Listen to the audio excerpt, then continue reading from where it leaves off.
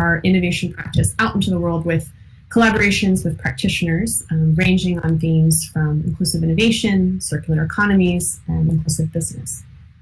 Founded nearly 20 years ago with a particular focus on inclusion within design, our work has grown in scale and scope, particularly as it relates to inclusive business. So since about 2012, D-Lab's work within inclusive business has been two-pronged. First, focusing on accelerating global impact ventures through our Scale Ups Fellowship. And second, working with practitioners from corporations, academia, government, nonprofits interested in driving innovative and locally relevant market-based solutions that include and benefit base of the pyramid populations, formerly through our Practical Impact Alliance program and currently through a executive education course that we offer at MIT on inclusive business. Now, I'll put a particular pin on why MIT D-Lab is here for this agriculture and food security themed lounge. Much of our work and many of the businesses with whom we partner and support are focused within agriculture and the energy sectors. And so we're particularly excited to be here with all of you. And I'm going to pass it off to Yona, who's going to expand a little bit on our work as well as introduce our great set of speakers. Thank you so much, Amanda, and hello everyone. I'm just so excited to see the names and the faces in this virtual room. So as Amanda set the stage, D-Lab has been working in this field for a while, and I particularly manage the Scale Ups Accelerator, which supports early stage entrepreneurs in emerging markets that are developing and scaling solutions that aim to improve the lives of people living in poverty. And we're all in this conference because we are exploring how COVID-19 in particular has disrupted organizations large and small. So before we really start getting into the real themes, I want to turn the voice over to you, the participants in the room, to get a sense of what have been some of the pain points from the organizations that you are joining us from. So could you set up the poll, Pedro, and move on to the next slide? So we want to hear, how has COVID impacted you? And it could be a business, you could be an NGO, you could be joining us from a university. We're all struggling in some ways to adjust to what people have termed this always changing normal. Please pick one of the options, and we'd love to see where you are at. And the other thing that I want to note is that organizations usually are challenged into more than one area, and a lot of these areas are also interlinked. But for the purpose of this really quick poll, we wanted to get a sense of that pinpoint that really resonates with you right now.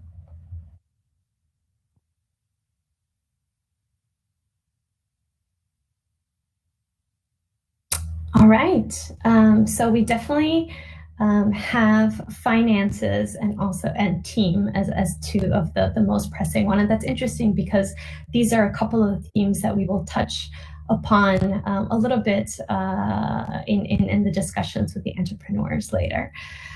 So why this framework? Could we move on? I was muted as well. So why this question and why this thing that we want to explore with you? We found that these areas, the finances, operations, team, and customer really are some of the big areas that are impacted when COVID-19 kind of started showing its ramification in the work that we were doing with small entrepreneurs. So as Amanda set the stage, we are a small lab and we're in the business of working together with entrepreneurs and really co-developing knowledge with them. And when COVID-19 hit, we started fielding questions. Entrepreneurs in our network that are working particularly in Africa, Latin America, and India were reaching out, and they had a lot of questions around the challenges that they were facing. So we really started cataloging these questions, and we started looking for answers because there wasn't anything quite like COVID-19 before. And what we saw was that some of the toolkits and some of the things that were out there really were not speaking to this audience of really early stage entrepreneurs working in emerging markets. They had different realities and different considerations in mind. So we started using the questions that the entrepreneurs were sending us to build this manual that we have in front of you. It's called the Manual to Land, and we will share a link with it during this webinar as well. And what we wanted to create was an output that filled a gap in the market. We saw that being a first-time entrepreneur, we always use this analogy, it's a little bit like flying a plane without a manual, and you're always navigating turbulent markets, particularly if you're an emerging market entrepreneur. You have to make difficult choices with imperfect information. And what COVID-19 was, it really accelerated all of these challenges. So as I mentioned, the 4 pillars are finances, operations, your team, and your customer. And again, to touch base on the agricultural sector, as we were working with agricultural entrepreneurs, we saw that there's a lot of knowledge that's embedded within these entrepreneurs themselves. In the agriculture sector, the entrepreneurs that we were working with are particularly well-positioned and also primed to deal with really highly volatile situations. More than any of the other sectors that the entrepreneurs in our portfolio were working on, the agriculture sector is one where resilience thinking is not new. They are no strangers to exogenous shocks. They often develop their business models with considerations around like seasonality of planting, rain pattern disruptions, currency fluctuations, and also the up and down cash flows of the farmers that they work with.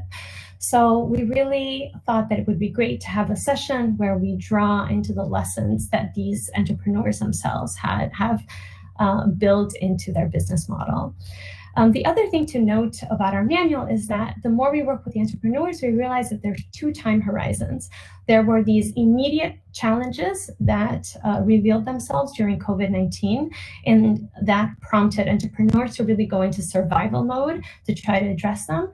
And then there was a longer term horizon. So entrepreneurs saw either some weaknesses in how they had built their business model, or they saw some opportunities in how they had, what was happening in their market that they think about in the long term. And these are the kind of challenges that the entrepreneurs are still working on. So now I want to stop talking and really hear more from the 3 amazing entrepreneurs that we have in the room, so they can tell us how they have worked through the challenges that COVID-19 has brought forward and how they have tackled some of these areas that we had put forward in the work that we've done through Manual to Land.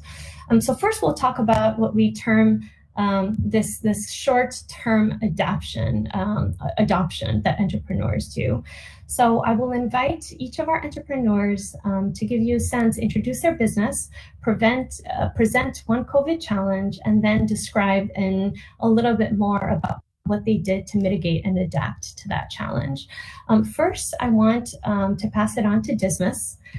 Dismas is the founder of Solar Freeze, and he will be presenting a customer challenge around communication and information flows to smallholder farmers. So Dismas, take it away. Yes, thanks, Yona, for the introduction, and I'm happy to be here for this session. So my name is Dismas Kisilu. I'm from Kenya, and I'm the founder and CEO of a company called Solar Freeze.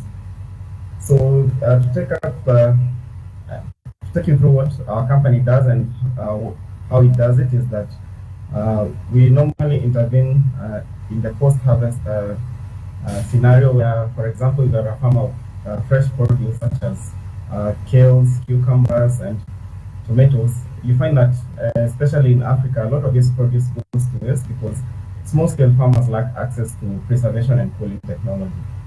So how do we come in to prevent this challenge? We have a solar-powered cold storage where we provide a service. You just simply pay for the daily use, sort of like an Airbnb where you just pay for that service for that day. and helping small-scale farmers reduce post-harvest. So far this year, we have worked with 3,000 small-scale farmers, reducing post-harvest loss by 90%. So when COVID broke out, we realized that the biggest challenge that we saw, especially on the field, was working with a lot of small-scale farmers who are above the age of 60, which is the average age of farmers in Kenya. So we realized that access to information for most of them was really it was really critical, because the situation was very fluid, from news breaking out at 8 a.m. to news changing at 10 p.m. So I remember one good scenario is that in the early days, people were being discouraged, don't wear masks, and then after 2 weeks, there was actually a law that was passed that you should not be around without masks. So getting that critical information to small-scale farmers is something that we really thought about, because we have a cluster of farmers who actually use our service, and how best can we see that they get credible and good information. So we thought about providing access to small solar-powered radios that they can use.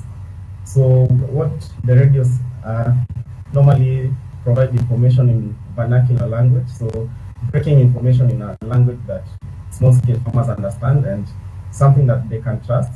So a lot of the times we used to relay information from like a word to mouth, but because we now couldn't go to those areas and we couldn't get access to like a large pool of farmers and tell them what was going on, the solar powered radios proved to be very critical, especially for this time. And one thing that we really we had no idea in the start is that we thought that the radio was providing information from sort of like a top-down approach, where maybe the radio station provides consistently hourly information about what's going on.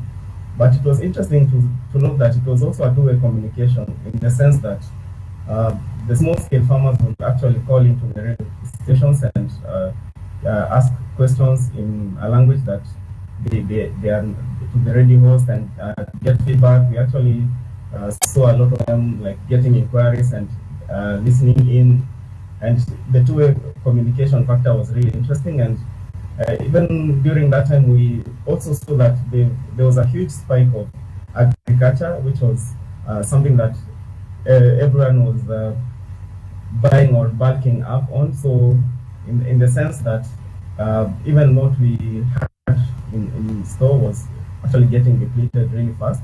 So there was a huge spike in what people wanted, and getting that information out where the farmers would actually call into radio stations and say that they could actually provide certain produce. So for me, the biggest challenge and action that we took was providing credible and timely information to small-scale farmers, and information that they could trust. As you are all aware, we are in an era of rapid information, especially from social media. So a lot of this information also trickles down to small-scale farmers through maybe their younger cousins or their relatives. So being in this age of maybe Facebook, where you can't really trust what maybe the young people in the community are saying, it was crucial to now go back to the fundamentals about information and how farmers can access that information. So that has been really successful. In fact, we get more inquiries about how those small radio equipment can be scaled. And we really like the fact that they are also solar powered. So in the initial days, we provided around 250, and then we scaled that to an additional 300. So it also helped our brand get in the market much deeper, and more people are even aware about our product being a solar utility, and now we're providing a solar powered radio.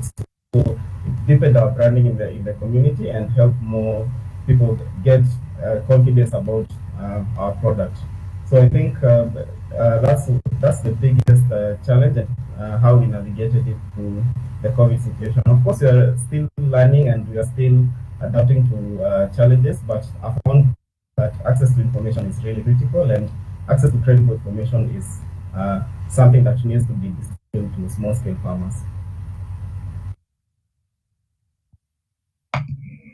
Thank you so much, Dismas, for sharing that. One of the things that I find so interesting about that is that with your action and your dissemination of these radios, you were able to both lift the profile of your organization, but also solve a pain point for your farmers that goes beyond just that exchange with you and your business. Next, I want to move on to the second entrepreneur that we will be hearing from. So Ashraf from House. He will be speaking a little bit more about an operations challenge, particularly with the produce bags that he uses and that are part of his business model. They became really impossible to trace. And so he had a very creative solution of helping producers and his team start really figuring out this challenge, their way through this challenge. Yes, thank you very much for the opportunity. My name is Ashraf Nsibambi Chabayinze. Can you hear me? And the company is at House. We are trying as much as possible to fight crop loss at the farm and in business and mostly at home. You find that most of the loss that consumers face is transferred right from the farm gate. I'll give an example. When I go to a retail shop, I buy a kilogram of beans and I have to actually sort the beans. I have to get rid of the poor quality beans so that I can actually get that high quality beans that I can cook.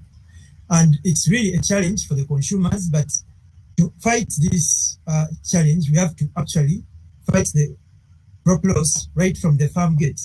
So we realize that in sub-Saharan Africa, mostly 30% of what is produced at farm gate is lost, post-harvest. Losses are so much. These farmers use low quality packaging to store their crops, and in the end, they sell low quality commodities on the market, which wholesalers buy and traders also trade with in and then distribute to retailers, who in turn actually transfer the loss to the final consumer. So we realize that this is a very big challenge, right from the farm and in business and finally to the consumer.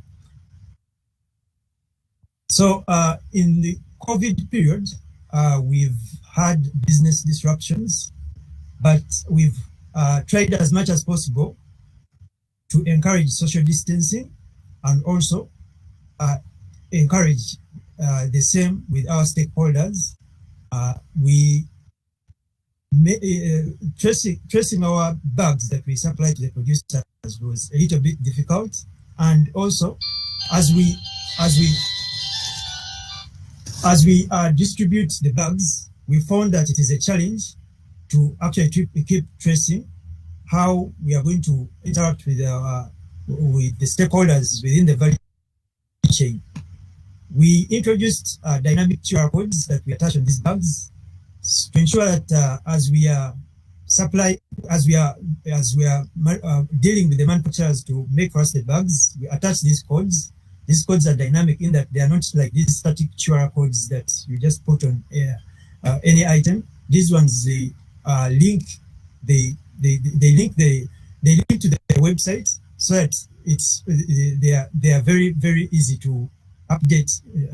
If at all you have information of the producer, you have information of the trader, you have information of the wholesaler.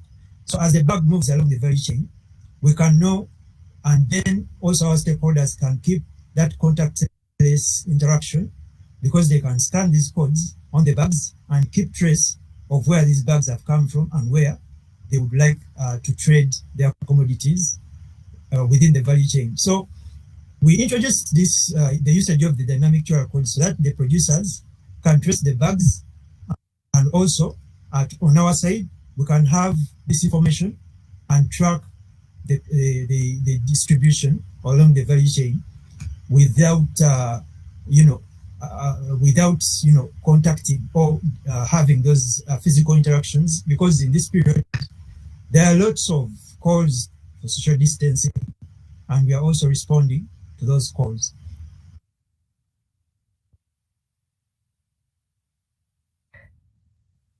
Great. Thank you so much, Ashraf. I want now to pass the microphone over to Amlet from Equator Kenya and also eProd Solutions, and she will be bringing to us a team challenge.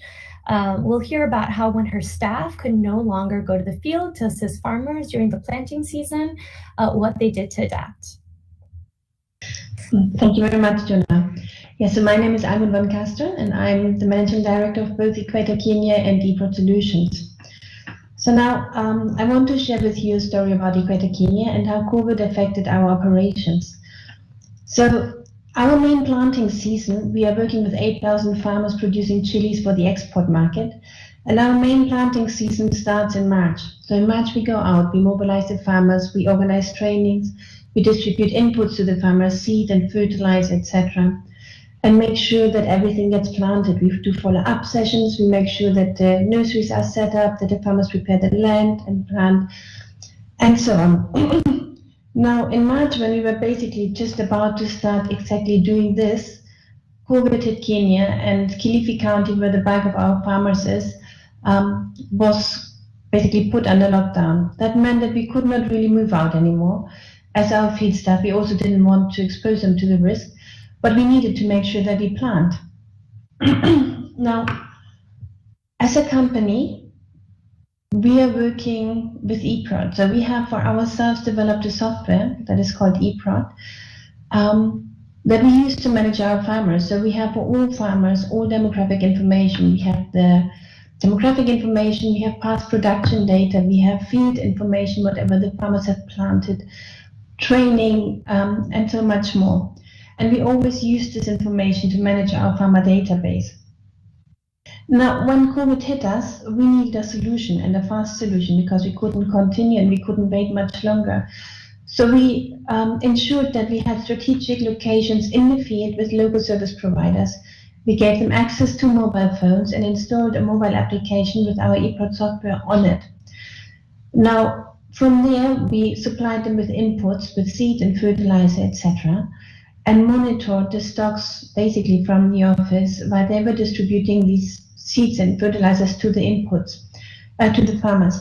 Now, the farmers learned about it because we sent SMS to the farmers. So in each village or each location, we basically guided the farmers to this key farmers or the service provider that had access to these inputs. So the farmers could collect the inputs from these farmers, from these lead farmers. Now going forward, we send on a weekly basis SMS to the farmers to make sure that we gave them the information that they needed to continue the planting. So when they were supposed to top dress, when they were supposed to transplant, then they were supposed to anything. So we just guided them through weekly SMSs through this season while we were sitting at home and hoping that the farmers planted. But another challenge was that we still had to pay the farmers for their March delivery, so up to the day when we basically then had to start a lockdown. We did it through mobile money, so we can, in Kenya or in quite a few African countries, we send money to the mobile phones of the users.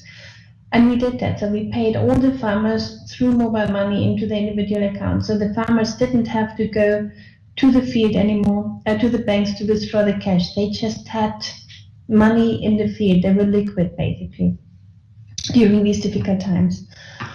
Now, what was the result of all this action taken? The farmers received the inputs and the farmers planted.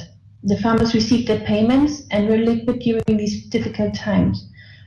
We, as a company, never managed to mobilize that many farmers in such a short period of time and at such a low cost. So we basically hardly spent any money. And interestingly enough, is many farmers didn't even realize that we didn't come to the field. So they felt that they were still, despite all these challenges, in touch with us, and didn't realize that our offices actually skipped all the field visits. And our staff and ourselves, we were all safely at home managing activities just from the screen. Very interesting was also that we have started our season then in early June. This is when the lockdown was lifted slightly, obeying to all COVID-19 requirements. And we sent the SMS to the farmers with all the requirements, but we also informed them about the start of the collection and had the best start ever. So we never collected in the first week more kilos than we did this year. So this was basically my challenge and how we solved it. We basically used technology, EPRA, a supply chain management software, to reach out to the farmers and continue our operations in the field.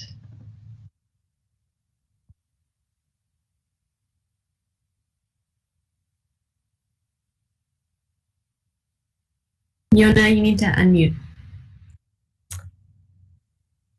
Thank you, Amanda. Thank you so much to all of our incredible speakers for sharing their stories. The stories that we heard were about the short-term horizon and really about immediate survival. Something happened, but all three businesses and all three leaders had to push forward and figure out a way to adapt. And you can kind of see a common thread that you can find through all the three stories. They were very customer-centric in how they ran their adaptation to the challenge. They really had to very rapidly diagnose and understand the root cause of the problem and how it's affecting their business. And they really had to be creative to figure out a very low-cost solution, usually leveraging something that was at hand, an existing technology or an existing resource. And at the end, the results are very inspiring. They were able to add value, not just to their business, but to their customers and producers. But I also want to say that for these entrepreneurs, the work is not done. Many of them, as we will shortly hear, are embarking on a more ambitious undertaking. Usually, as phase one of really responding to COVID is over, phase two comes forward. And this is about how you can really build true resilience into your business. How can you really future-proof some of the work that you are doing to be able to grow and scale? And entrepreneurs do these and have been doing this in two ways. One is by studying new opportunities that emerge in the market, and two, by looking at what could have been a revealed weakness in their operations and their business model and taking that forward. So in the next phase, we really want to talk about these pivots or these course corrections about that the three entrepreneurs that we have here with us today on undertaking. And we want to invite you, everyone that is in the room, to bring your experience, your expertise, and join us in 3 breakout rooms. You can select which entrepreneur you want to work with, and you want to hear more about their work and their business. And we will do 20 minutes of deep dives into what's next and what is the challenge that these entrepreneurs are tackling. So again, I want to pass it over to Dismas first, just to frame what the conversation will be around in the breakout room. So Dismas, do you want to make a pitch for the people that are in the room for your breakout session?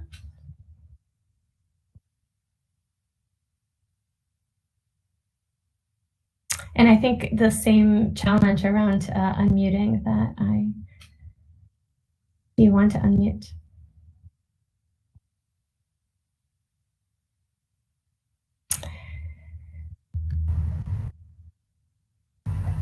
Yeah, so as I mentioned earlier, our business model, which got us a lot of small-scale farmers in the early days, relied on a communal shared cold storage where we could do as many as 50 small-scale farmers in one sitting where they could bring their produce in a crate. So that in the age of coronavirus and being our most successful brand out there, so how can we still use that business model effectively in the age of social distancing to scale our product and to reduce post-harvest loss through the solar freeze technology. Thank you, Dismas.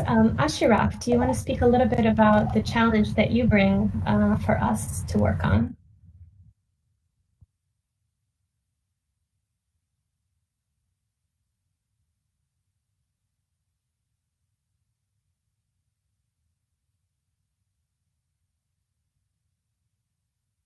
Yes, yes. Hello, can you hear me? Yes. At House, we are now currently undergoing supply chain restructuring and also reaching out through fundraising. We are looking at the possible ways how we might expand our business to include a manufacturing arm for the production of the storage bags and successfully raise funds to do so, because most of the producers currently are having shocks and we want to help. So for us to make the bags, we can control the costs and offer the bags at discounts to these producers, and also help them within this crisis period to also uplift their livelihoods, not to actually maximize the end of the profits, but also to help the producers cope up with the situation as we negotiate with them on the value chain market access, because most of the markets have been constrained. Markets have been volatile just because of this period. But we are looking at, partnerships, and we are fundraising, we're responding to calls, we are responding to proposals. But the most important thing is how can we manufacture the bags and supply these bags to the producers at low costs. Thank you so much, Ashraf. And last but not least, Amrit, do you want to share your challenge with the audience? Yes, so my challenge is eProd related. So I'm wearing two hats that I mentioned. I'm the director of Equator Kenya Limited, but also of eProd Solutions. So eProd is a byproduct of Equator Kenya. We developed it as our own supply chain management software. And since 2015, we have now been selling the software, the supply chain management software, to other companies. So we are now in, we sold it now to about 100 companies in Sub-Saharan Africa, Central America, and Afghanistan. And it's interesting, all these companies work very different, very similar. They also share similar problems. And one of the key issues that these clients have is always their own cash flow, but also how to finance inputs for the smallholder farmers. Now, our goal is, because we know from EKL, you can have strategic partnerships with financial institutions. And if you have a strong relationship with your farmers and guaranteed market, then the banks do want to partner with you and provide inputs. Now, our challenge is that these banks do not know eProd as a management tool and the data that is stored in it. Our Equator Kenya companies, financial institutions, they use eProd data to score or do an alternative credit scoring of the farmers. And based on that, they provide farmers with input, with credit, input packages, etc. What we want to achieve is that we can offer exactly the same to our clients, so that they do not have to provide any inputs to their farmers anymore, but ensure that they can get these through local agri-vets financed through local financial institutions by basically using their own eProd data as a credit rating backup support for the financial institutions.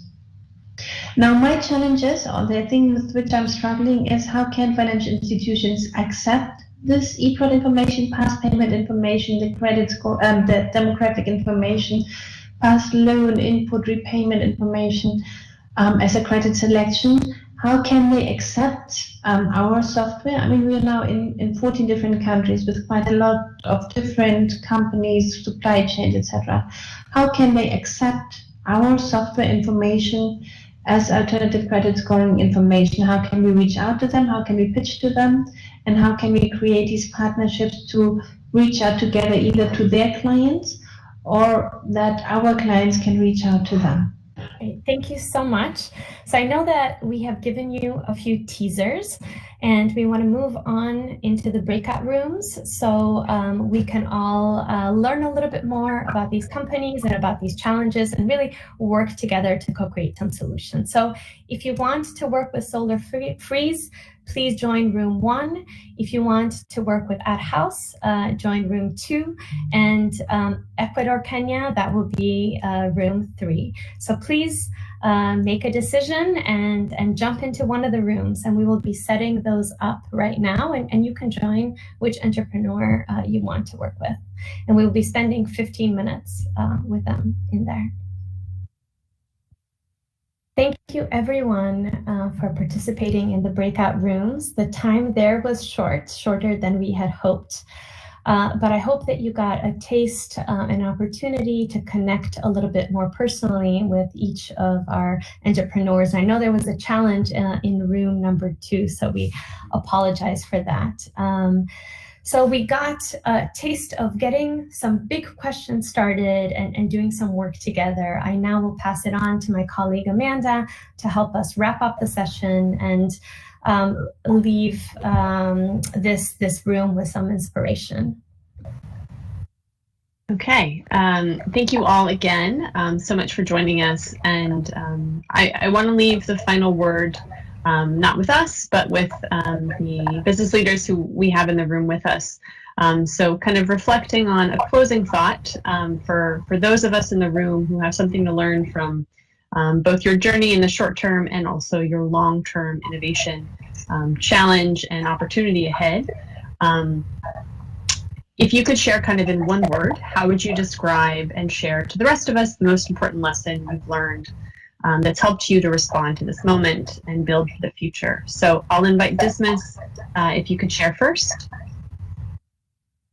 Yeah, so that's a very interesting question, because summarizing our experience over the last 6 months in one word, I would say, for me, what jumps out is you have to be really creative and think on the feet. So creativity. So that's the one word I've learned. And also, like, either you adapt or you die, especially being a young business. You have to really come up with new ideas. You have to throw things on the wall and see which sticks, and also like, be really fast and agile, as well as think with the customer and think what the customer's biggest challenge is. That really sticks out to us, because solving the challenge of information was something that we thought in the era of maybe mobile phones, people could get accurate information.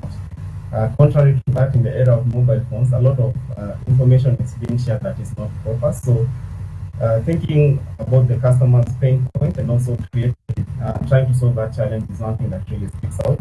And adapting our business as we go along and seeing how best we can survive for the next 6 months after this. So we hope that that lesson can be shared with everybody on this channel, and they can learn about how to be resilient even going forward in whatever institutions they're in. So being creative and adapting really quick to the changing circumstances. Thank you, Dismas. Creativity, agility, customer centricity, those are great lessons to share with all of us. Ashraf, if you could share next, in one word or a few words, what would you leave as? Yes. Thank you. I apologize for the room 2 challenge. I was trying to figure it out, but I hope I apologize for that. But one lesson I would like to share is I'm inviting collaborators. We are looking so much into collaboration so that we can ensure that our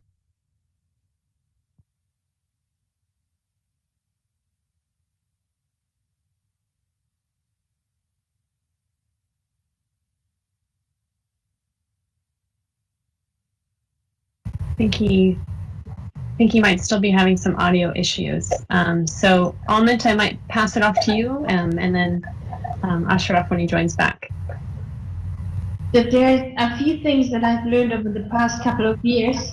There's never a day that is the same. And I think the one thing that you really need to do is you should never give up. You constantly need to reinvent yourself, and you just need to look for innovative solutions to tackle your issues. Thank you so much. So continued persistence and again, creativity when faced with new challenges. Those are great words. Ashraf, have you joined us back?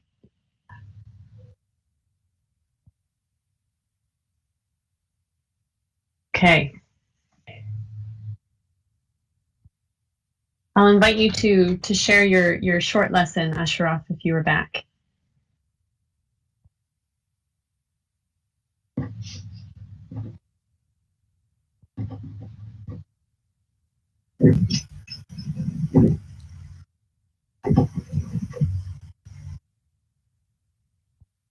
Ashraf? Okay, well, you know, what would be... Please. Yes, please, I can hear you.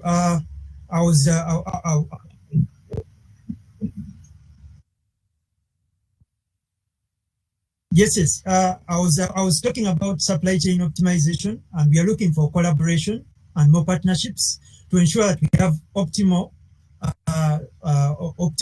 operations along the manufacturing arm and also the distribution side of our supply chain. We are looking for more partnerships.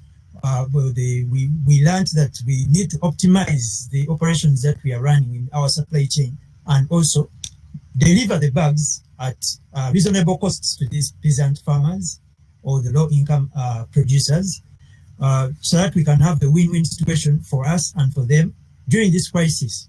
The pandemic has not been good for either side, but we are trying as much as possible to derive means of how we can support our producers and also ensure the value chain is much more optimized to ensure that the stakeholders are all kept at play as we move along within these crisis periods. Thank you. Thank you so much. So the importance of partnerships, not being able to go it alone as you navigate new challenges. So just the last slide, please, Pedro. But it has been such a privilege and honor for us to be here and share an hour of your day across the many time zones. That is a silver lining in having a virtual conference that so many of us are able to join from near and far. So this work is continuing for, you know, you've heard it from Jisnas, from Amit, and from Ashraf. There's much to do ahead. And so please, we encourage you to stay in touch, share your ideas, share your questions for their long-term innovation challenges. And please be in touch with Yona or myself to learn a little bit more about the work that we're doing at DLab, and particularly as it relates to building resilience. Thank you again so much for joining us, and enjoy the rest of your day or evenings. Thank you.